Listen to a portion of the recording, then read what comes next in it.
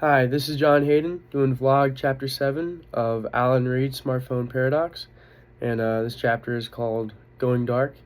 And the summary that I got from this chapter is that the article discusses the benefits of boredom and the conflicts of going dark. And at the beginning of the chapter, it gives two definitions of going dark, or from what I comprehended, it gives two different definitions of going dark. And the first definition of going dark is the intersection between law enforcement, privacy, and surveillance regards to the smartphones.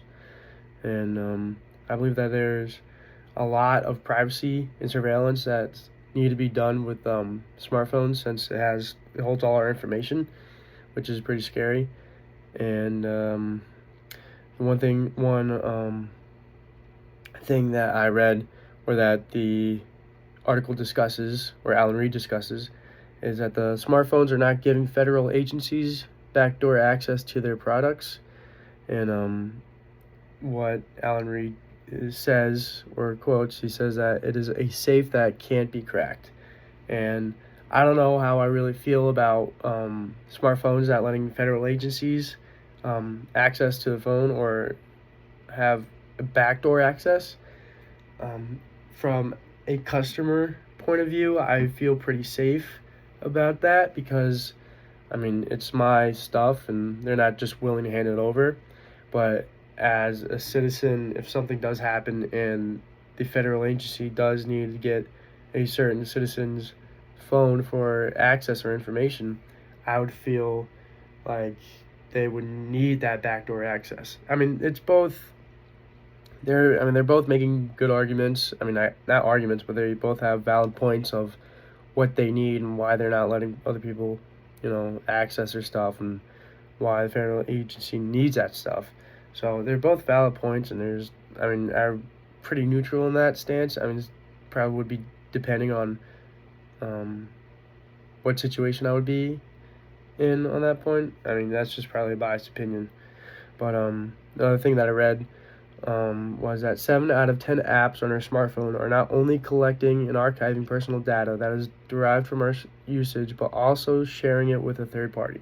That is not something you want to read about your smartphone, because your smartphone, like I said earlier, has a lot of your personal data, and it is it is your characteristics, it's your personality, it's what it's stuff that passwords that you can't remember. It's everything that keeps that. It's basically your identity. Your smartphone is your identity, and the fact that people, or there's a third party out there that have gained that information about you, is not something that you would want other people to have. And well, that's pretty much the first what I comprehended from going dark. The first definition. The second definition of going dark was a voluntary and total disconnection from smartphones in an effort to regain a humanistic and natural identity apart from technology. That is a definition from Alan Reid that describes the second part of going dark. And he mostly talks about boredom and how it's an art. And he says that boredom is inescapable. And I also read that we surround ourselves with devices which give the illusion of meaningful engagement. I know whenever I'm on my phone and I'm bored, or whenever I'm bored, I go on my phone, and that kind of is strong enough to hold my distraction for an hour. When I was a kid, I didn't have my phone. Thank God I grew up in the era before smartphones. I was growing up during like Blackberries and cell phones, but I never really had that full effect of a smartphone in my childhood. So me and my siblings growing up, we were all around the same age. As a kid, we had TVs, but that's not strong enough to hold our distraction, and we would just be bored, and we would create games within the house, or we would go outside and play with the kids in the neighborhood, and we would create games out there, because we still don't have smartphones. And so that, I think that my boredom brings out creativity, especially as a kid. I mean, I don't know what it would be like as a kid, be born a couple years ago, and you know you're in a car ride and you have a smartphone. I never had that.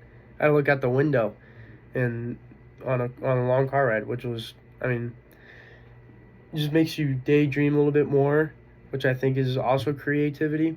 But I think that boredom definitely brings out creativity, and I don't think that people should pass it by or people should get rid of it. I think that boredom is, like Alan Reed said or stated, that boredom is an art, or there is an art to boredom, and well, that's what I comprehended from this chapter, and was really nostalgic to think about on the second part or the second definition of going dark, and can't wait to read the next chapter.